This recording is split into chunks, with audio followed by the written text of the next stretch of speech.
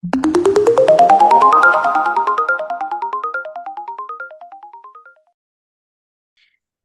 going to get started. As Summer mentioned, we're going to specifically be talking about Microsoft Authenticator just to give you an idea of one of the many options that's out there. So hopefully this is useful to you in some way, even if you're not a Microsoft user, you can learn something. And just a brief table of contents, just so you know what you're getting yourself into here with us. We're going to start off by just kind of going over what the application is, why you might use it, then move on to how you can set it up and use it. And then finally, the Authenticator account backup and restore, which is an important function. And then we're going to end with a live demo video, but that's going to be in the breakout room, as Summer said. So we can watch the video a bit later on. It's a longer video today, but it's very helpful. So we'll play that for you guys later on. So to begin, what is the Microsoft Authenticator application? This is a two-factor authentication program, and it enhances the security of your online accounts. So this is kind of, a safety application by trade. It's something that's going to help you protect any of your data and make sure that you're more secure online when you're using your devices. It is a free app, and you can sign in to your personal or work/school accounts. So that's going to be your Microsoft account. And then you don't even need to use a password. You just can use your fingerprint, face recognition, or a PIN for security. So this is going to make sure that it's truly you logging into your Microsoft account rather than someone who might be dangerous or trying to kind of take your information or falsify your identity. So it's a really great way to take that second step to make sure it's actually you. So that's why it's an authenticator, to make sure that it's you, the authentic user, logging in. And I personally have a lot of experience with this, as my university uses it whenever we're logging on to the portal or our timetables and everything. It's super easy to use, very user-friendly, and definitely a great safety measure to have in place. So kind of leading into why you would actually use this authenticator, it helps to be as secure as possible, as well as being convenient, and ensures that you are who you are when you're signing in, so you can prove who you are. And then you can also use the Authenticator app as a way to sign in if you do forget your password. So it's kind of convenient. It's a second way to log in as well, just in case.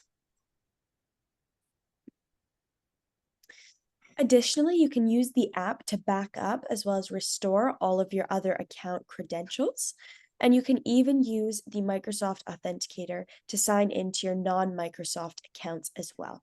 So as you can see here, this person can use it for Dropbox, Slack, Facebook, GitHub. So whether it's a social media, messaging, communication, work platform, any of your files, you can actually use this app to keep them all secure.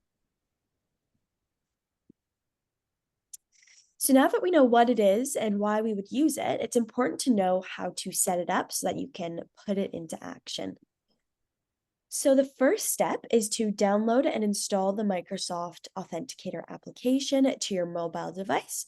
So if you're an Android user, you want to go to your Google Play Store, which has this triangular colorful icon there. And if you're an Apple user, then you want to go to the App Store, and then these are the respective icons for the Microsoft Authenticator app. So just look for these images when you're searching in the stores. And then once it's downloaded, you can sign into your account security dashboard. So this is going to be where you sign up or sign in.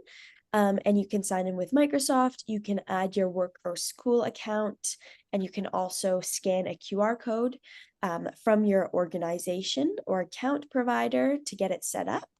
And if you have a QR code, you will know.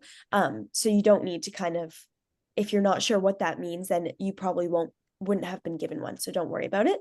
And you can also restore from backup, as I mentioned.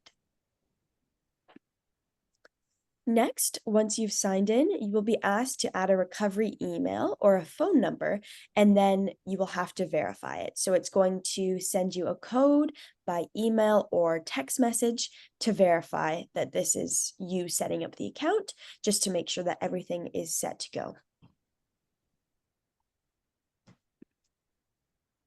Once you're in the Authenticator app, you want to select Add Account, and then you will be prompted to select the type of account you're interested in setting up.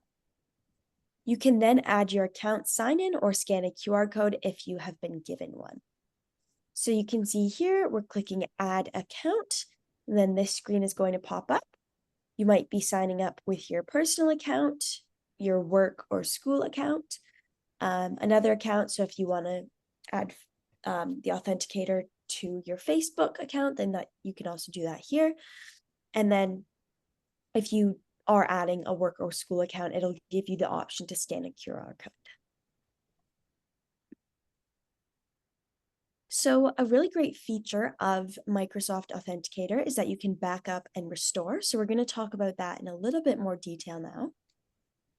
It allows you to back up your account credentials and related app settings, for example, the order of your accounts to the cloud. So this would make sure that if something was lost, then you'd be able to get it back.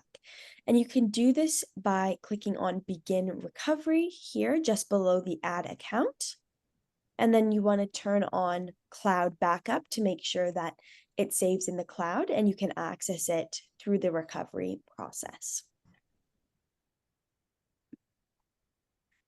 In order to actually use this functionality, you need a personal Microsoft account to act as your recovery account. And if you're an iOS user, you must also have an iCloud account in order to save to the cloud. So it's saying here you need a personal Microsoft account to use cloud backup. Yes, and then you would say add account. And this just gives you a kind of a backup account that you would then log into to get the information back from the account that you've lost or you're interested in retrieving. So this is a bit of a confusing idea. So if you want us to explain it again or in a bit more detail, we can definitely do that for you. But you do need 2 accounts in order to do this.